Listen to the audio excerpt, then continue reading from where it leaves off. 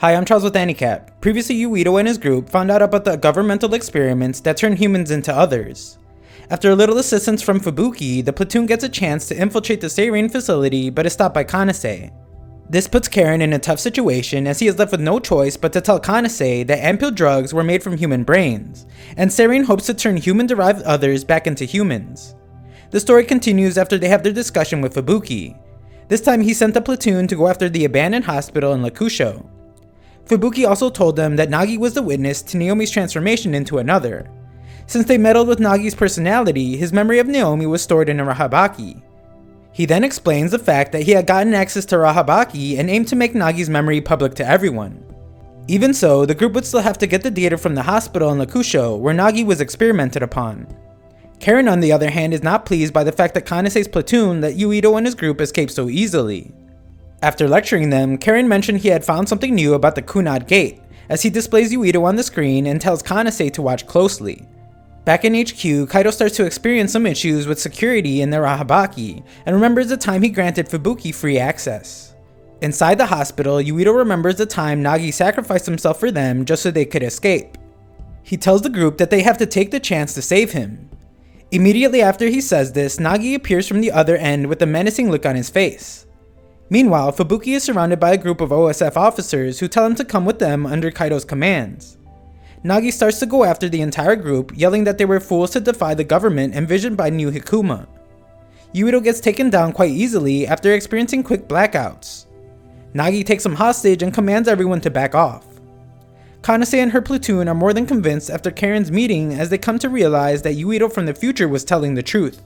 They look at Kanase for a definitive answer about what they were going to do about the Yuito situation, but she apologizes as she has no clear answer for them. In a vague manner, she does tell them that killing Yuito would solve the Kunai Gate problem, but deep down she wants to believe that there is another way to tackle the situation. They ultimately decide to focus on saving Naomi first, and everything else could come after that. Yuito finds himself strapped to a chair with wires all around him as a doctor starts to tell him that he is basically a test subject now. Not just him, but the entire 01 platoon is stuck in the same situation where it seems like everyone is about to go through a personality rehabilitation. The doctor then tells Yuito that this is not the first time that they have met, and that there have been countless times he has worked with him. The doctor also reveals that 11 years ago, Yuito used to be a dud, and got his psionic abilities artificially. Before the doctor can begin his experiment, he is saved by Fubuki, who has already freed the rest of the platoon members. Everyone regroups and prepares to escape, but it isn't as easy as it seems as Tsugumi sees a bunch of others heading towards them. Fubuki orders them to move forward while he stays behind and holds back the others. He also gives Yuito a one-time passcode that would allow him access to the Arahabaki Central Command. Outside the hospital, they are confronted by Karen, who calls Yuito out for his rebellious nature. He is initially confused to hear this, but the entire city begins to report Yuito's act of treason. Since he is no longer eligible to step back inside the New Hikuma OSF, Karen offers him a position at Serene.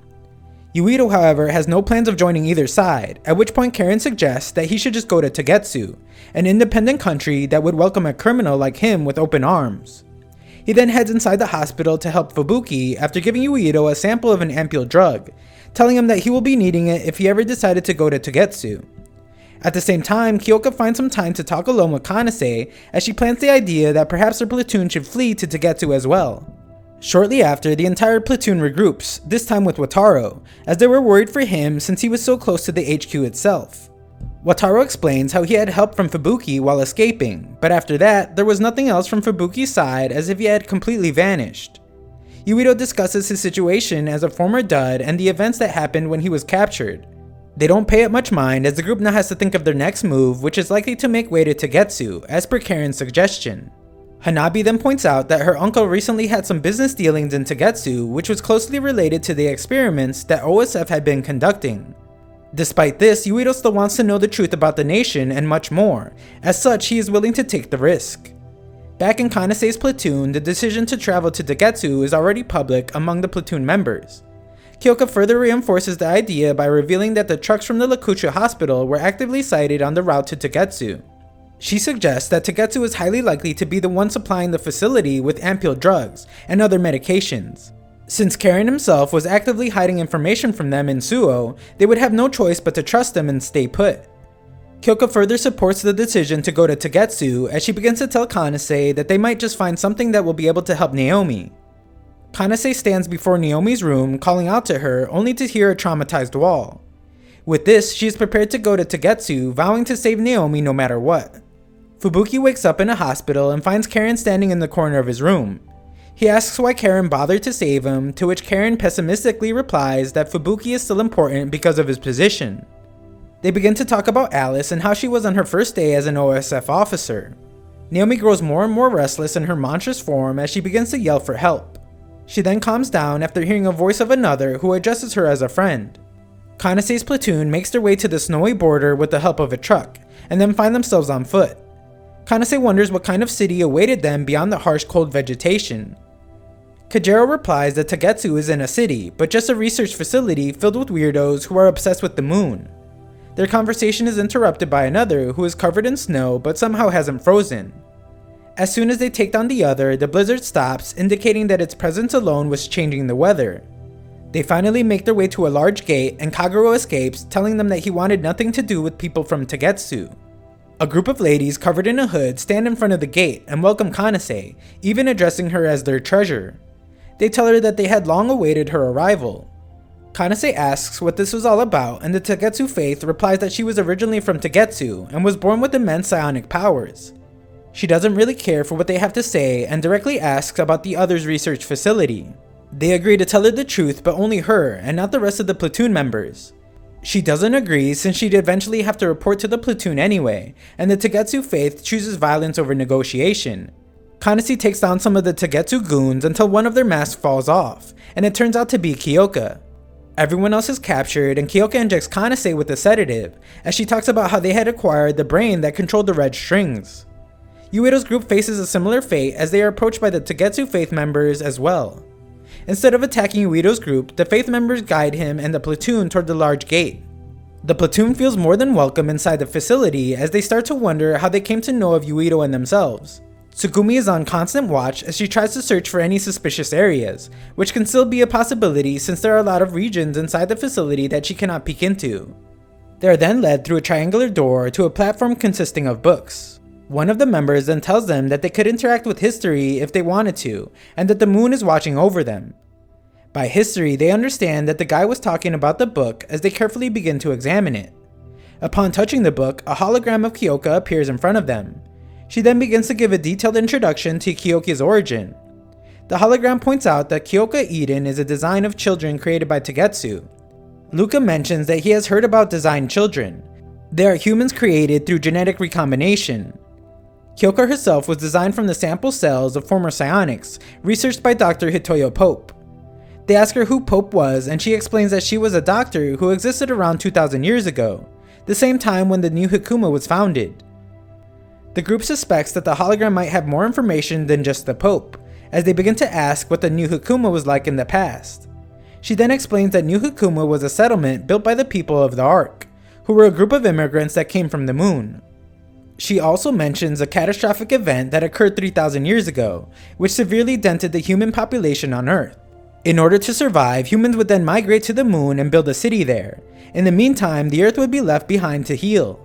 The 1,000-year project once again ensured life on Earth, and the government on the moon dispatched a group of people back to the planet. These individuals were then known as People of the Ark. Confused, the platoon asks if there were still some people back in the moon, to which she replies that all connections with the moon government had been severed, and there was no way of confirming human presence. All of this is because of the extinction belt.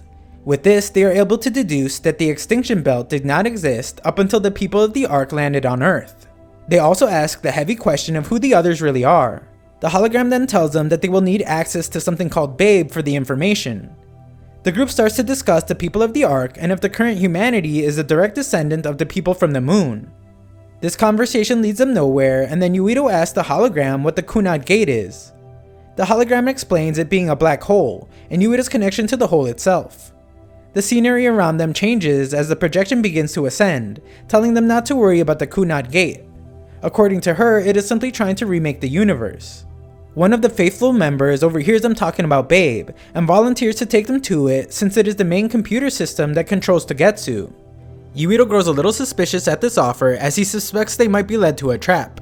Meanwhile, the group along with Kanase is under constant surveillance under Kyoka, as her coworkers talk about how they finally have the two brains that control the red strings. While in her sleep, Kanase starts to have flashbacks of her past where the Faith members supposedly killed her mother, and talked about how Kanase was a perfect designed child. They also talk about remaking the universe, and needing Kanase's powers as her brain is capable of controlling the red strings. She then wakes up from her sleep and begins to think about how Kyoka essentially tricked her into this situation. A group of Faith members opens the door to her room, trying to pass her some new clothes.